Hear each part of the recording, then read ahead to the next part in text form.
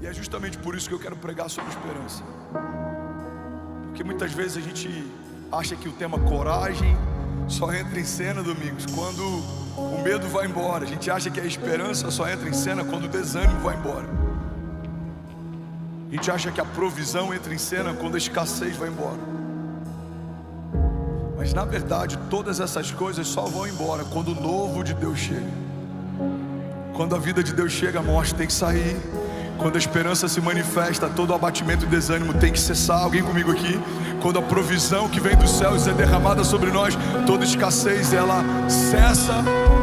Porque o novo de Deus estabelece novas realidades. E nessa semana a gente foi bombardeado por muitas notícias.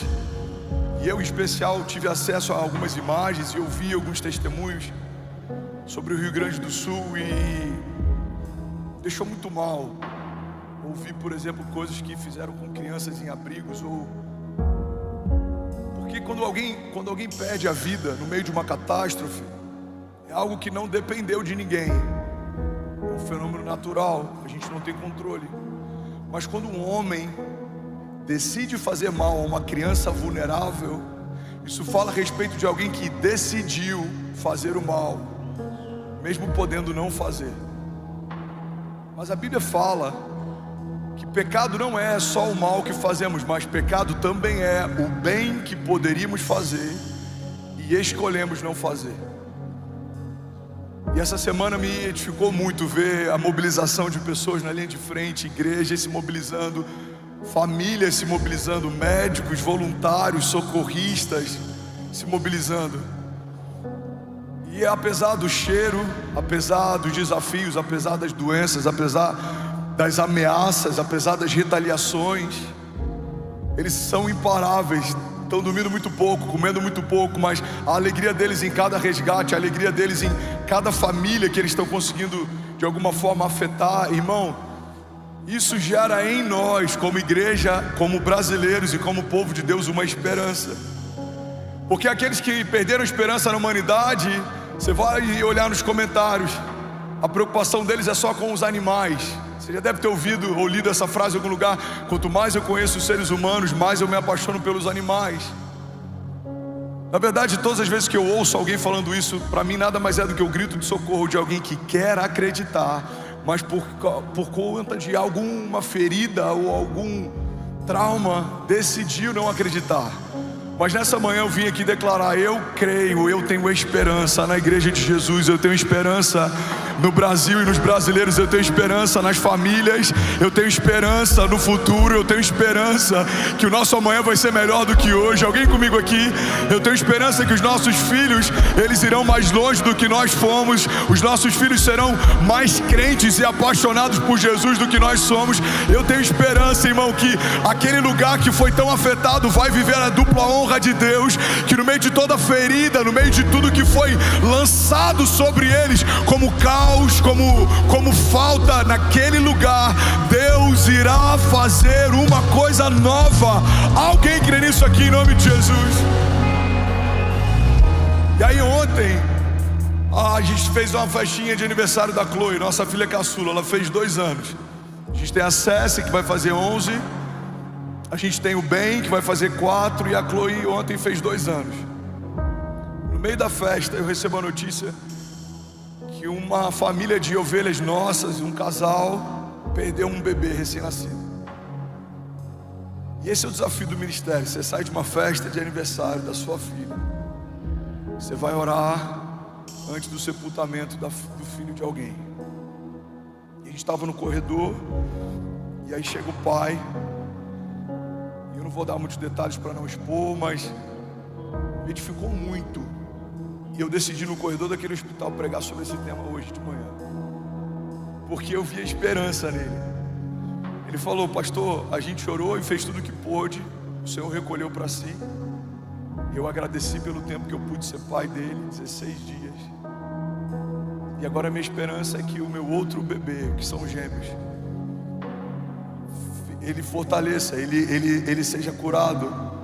E eu vi um pai que ele estava caminhando entre o luto e a esperança. Alguém que estava caminhando entre o caos e a expectativa. Irmão, E é exatamente assim a nossa jornada de fé. A nossa jornada de fé, Diniz, não é marcada só por topos. A nossa jornada de fé não é marcada só por tempos bons ou ventos favoráveis. A nossa jornada de fé não é marcada só por boas notícias. A nossa jornada de fé também é marcada por coisas que fogem ao nosso controle. Também é marcada por notícias ruins que batem a porta. Eu costumo dizer que nenhum gigante envia um telegrama antes de se apresentar. Não, eles aparecem da noite para o dia. Tempestades surgem da noite para o dia. Alguns desertos emocionais que a gente enfrenta começaram da noite para o dia. Mas assim como, recebe isso aqui alguém em nome de Jesus, alguns desafios surgiram da noite para o dia, assim também eles cessarão na sua história em nome de Jesus. Alguém recebe isso? Levante suas mãos. A palavra de Deus diz que o nosso choro pode durar uma noite, mas certamente a alegria vem pela manhã. A palavra de Deus diz que o Senhor não está indiferente às nossas lágrimas. Por acaso o Senhor não recolhe cada uma delas no seu odre? Cada uma delas está sendo computada. Cada lágrima no dia da crise é uma semente que vai gerar frutos que ecoarão na eternidade. Deixa eu profetizar sobre alguém aqui nessa manhã. Você não vai desanimar apesar dos desafios. Você não vai parar no meio da tua jornada a despeito dos teus inimigos. Você não vai sucumbir. Você não vai retroceder. Não, existe uma firme expectativa e uma esperança. Cremos que Deus é por nós, e se Deus é por nós, quem será contra nós? Nós sabemos, nós não achamos, nós sabemos que agindo Deus em nosso favor, não há quem possa impedir o seu agir. Por isso nós declaramos, declare com autoridade, diga eu declaro, diga eu creio, que em meio a todo caos há uma palavra de esperança. Diga aí, a esperança tem um nome, se chama Jesus, autor e consumador da nossa fé. Sabe, muita gente desanimou em relação à esperança porque tentou nomear de esperança coisas, pessoas, circunstâncias que não são esperança em si. A esperança é só uma pessoa e a esperança só carrega um nome. Mas às vezes colocamos a nossa esperança, Dani, a nossa expectativa em uma promessa, em uma porta, em uma pessoa, em um contrato, em um relacionamento. E se esse relacionamento não floresce, se esse contrato não sai, se essa porta não se abre, a gente vê a nossa esperança indo embora. Mas a responsabilidade é nossa.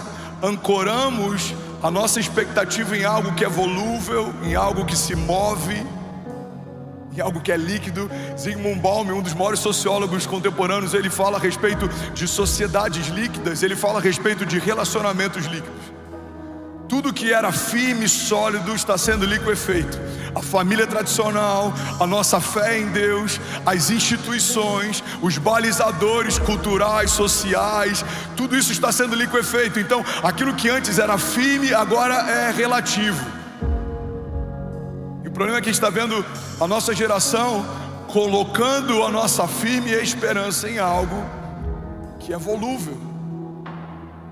Homens mudam, promessas falham, negócios fecham, governos caem, mas as minhas palavras, diz o Senhor, permanecem para sempre.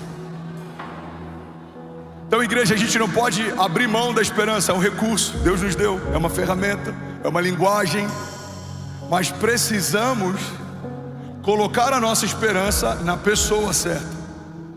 Quando a minha esperança está em Jesus, ninguém me decepciona mais. Por quê? Porque eu não esperava de ninguém mais do que eu espero de Jesus. Billy Graham, ele fala que um dos motivos pelos quais andamos ansiosos é porque ancoramos a nossa expectativa em qualquer coisa menor do que Deus e a sua vontade. Se a minha esperança está em Deus, ela não falhará. Olha o que a palavra de Deus diz em Romanos 5,5: e a esperança não nos decepciona, porque Deus derramou o seu amor em nossos corações por meio do Espírito Santo que Ele nos concedeu. Alguém pode dizer glória a Deus por isso? Engraçado, tem pessoas que perderam esperança na igreja. Olha para mim. O meu antigo pastor, ele era safado. Tem muitos pastores safados. Tem muitos. É um número menor do que tem de pastores sadios, mas tem muitos conhecidos, inclusive, relevantes. Eu perdi a minha esperança na igreja porque o meu líder me feriu. Tem muitos líderes que ferem. Eu já errei várias vezes, talvez vou errar em algumas outras. Somos humanos, passíveis de erro. Mas sabe o que é interessante?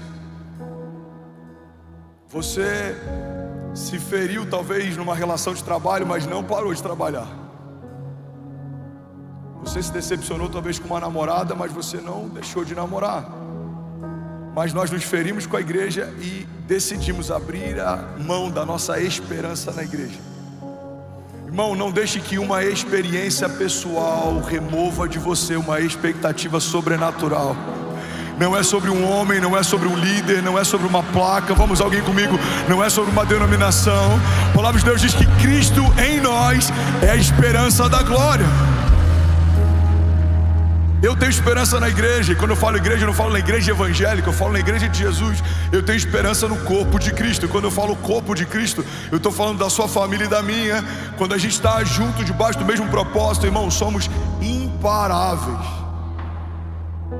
O que é esperança? Segundo o dicionário, esperança é um substantivo feminino, sentimento de quem vê como possível a realização daquilo que deseja, confiança em coisa boa, fé. Segunda definição, é uma expectativa, espera, aguardo.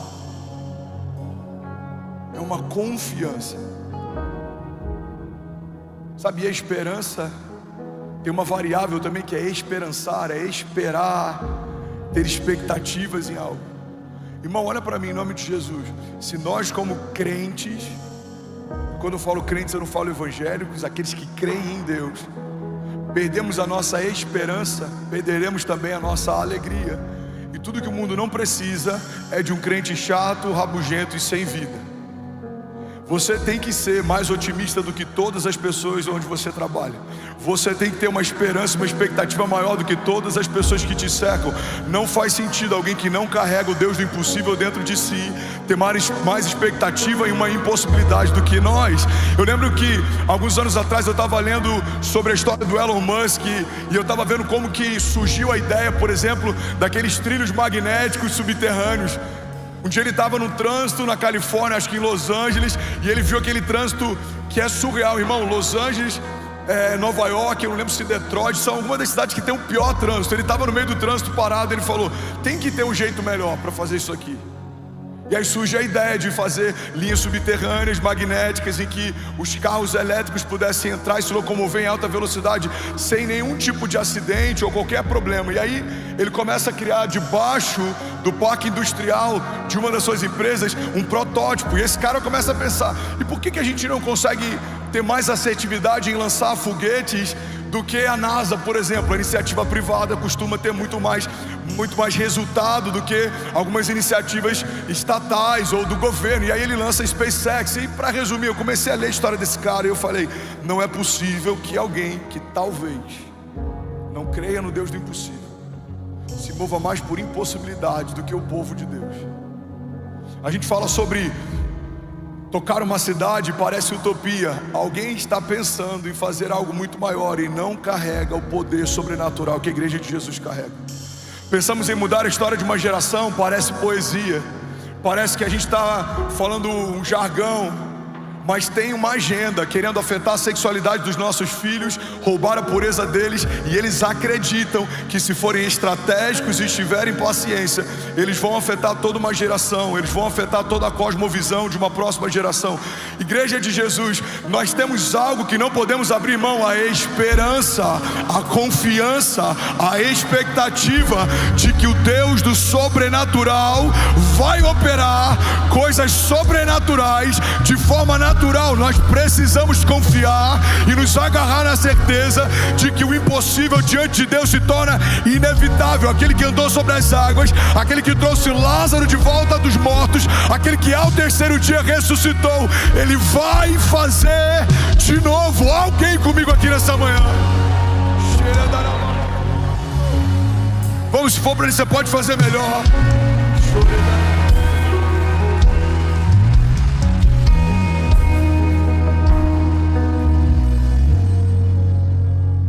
esperança não nos decepciona.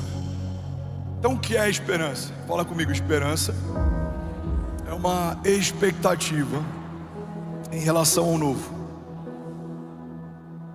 Segundo tópico da mensagem de hoje. Pastor, eu já entendi o que é esperança, mas como eu posso me mover em esperança? Hebreus 10, 23 diz assim: apeguemo-nos com firmeza à esperança que professamos, pois aquele que prometeu é fiel. Você precisa se apegar à esperança que professa, senão você vai dizer para todo mundo que Jesus cura, mas quando a doença bate na porta da sua casa, você vai ter dúvida se de fato Ele é capaz de curar. Você precisa se apegar à esperança que você professa, senão você vai dizer para todo mundo que Deus é o Deus do impossível, mas quando a impossibilidade é você que precisa, você vai ter dúvida se de fato ela vai acontecer. Precisamos nos apegar à esperança que professamos, senão a gente vai começar a ter uma fé que ela não é só teológica, mas ela se torna só simbólica, quase esotérica. Não, a gente tem que ter uma fé racional.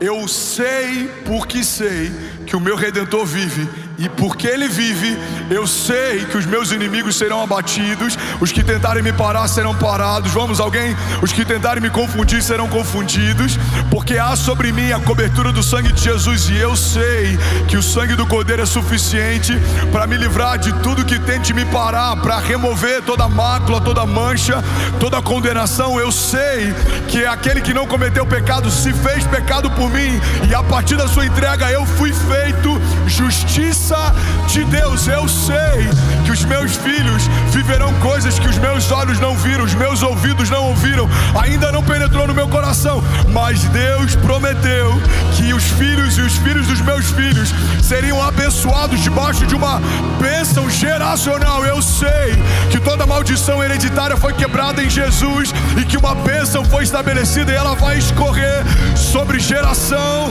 e geração, e eles contarão as grandiosidades dos feitos de Deus. Alguém está comigo? Diga amém.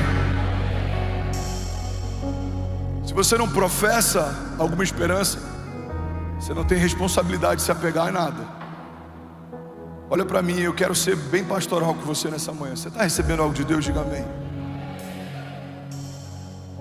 Se você não está pronto a se apegar a algo, não professe, senão o que você professa é um desserviço. Se você não está pronto a confiar, nem fale sobre. Espere o processo ser concluído dentro de você, porque isso gera confusão. Eu coloco na legenda de um post algo sobre Jesus, mas nada no entorno da minha história aponta para Ele. Coloco uma foto de biquíni, seminua, e um post sobre Jesus. Nada nessa mensagem corrobora ou é coerente. Pastor, mas é um processo. Viva o processo, depois professe. Não se exponha, é uma proteção para você. Você está comigo? Não se exponha, viva o processo. E eu estou falando isso por zelo. Olha para mim, irmão. Não é por um controle, não é por uma questão nem de moral ou conduta. Estou falando por zelo. Por quê? Porque a partir do momento que eu professo, eu tenho uma responsabilidade de me agarrar àquilo que eu professei. 2017, quando eu quase morri, a minha fé foi testada, mas principalmente a minha mensagem foi colocada em xeque.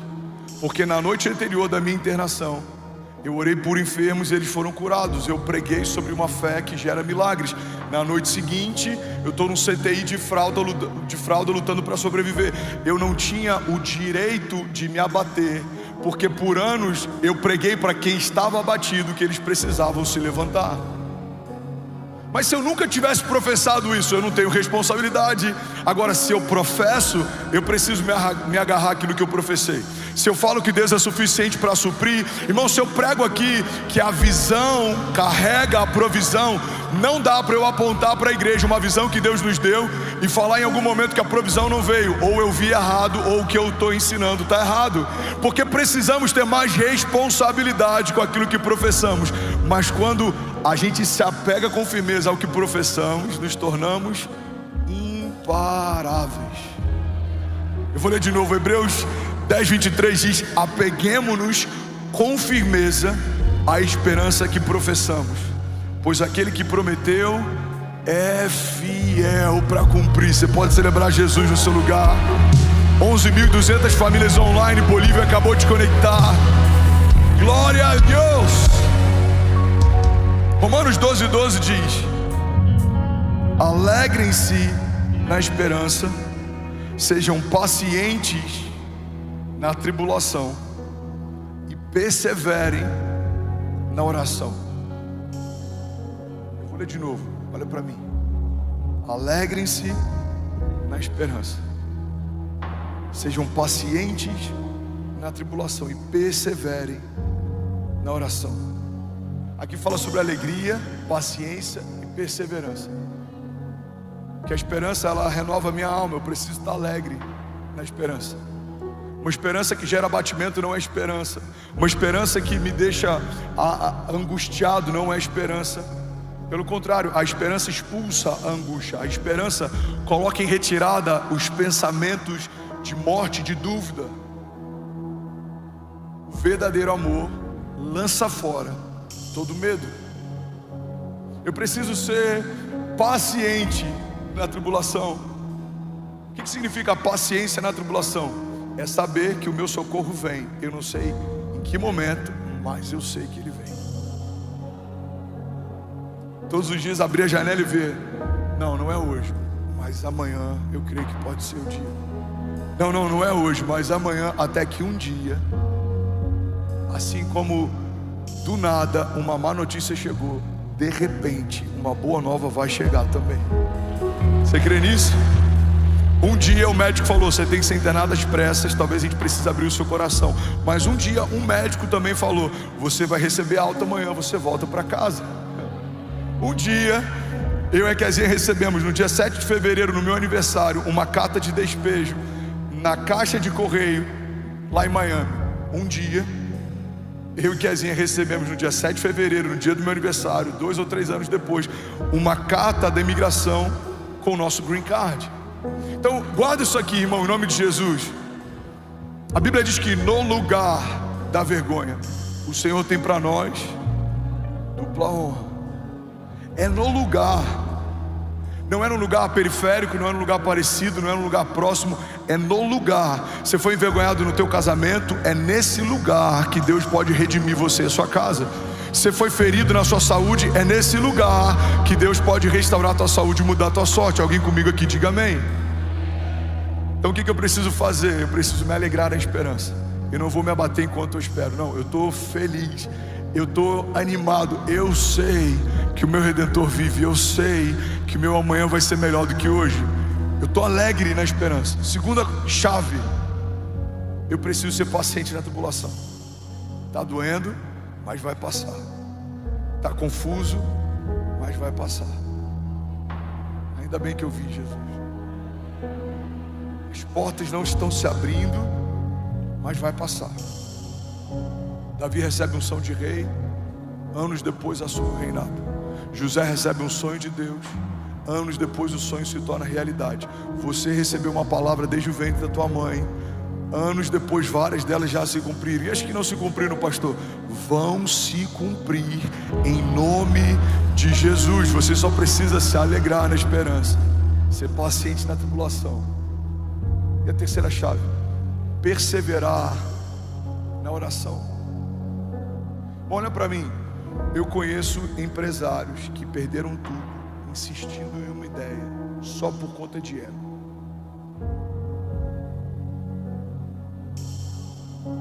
O cara dilapidou patrimônio, o cara perdeu o casamento, o cara se cansou só para não dar o braço a torcer, que não era uma boa ideia, um bom negócio. Ele perseverou até perder tudo. Eu conheço pessoas que persistiram em relacionamentos que sabiam que não eram saudáveis. No namoro só briga, angústia, choro. No noivado idem. Mas a gente acredita que uma aliança no dedo vai mudar tudo que os anos de relacionamento pré-casamento não mudaram. Em casa, um inferno dentro de casa. Mas a gente perseverou com a ideia de que ia ficar tudo bem. Sabe o que é interessante? Muitas vezes não temos dificuldade em perseverar em coisas que nos trazem morte ou abatimento, cansaço, ruína. Mas é um desafio para a gente perseverar naquilo que traz vida, redenção, milagre. Se a gente falar sobre orar por 1 hora, parece um sacrifício. Se eu passar 20 minutos da mensagem, algumas pessoas estão em cólica. Perseveramos para zerar séries do Netflix, não conseguimos perseverar em 30 minutos orando. Perseveramos para fazermos algumas faculdades, como eu falei há 2 semanas atrás. Quem tem 3 pós-graduações não pode dizer para Deus que não tinha tempo para ler 4 evangelhos. Perseveramos para conquistar patrimônio. E aí quando a gente está velho já e o patrimônio foi estabelecido, a gente percebe que perdemos muito tempo sem viver propósito e chamado, porque a gente acumulou coisas que agora nem vai usufruir mais. Estamos no final da jornada.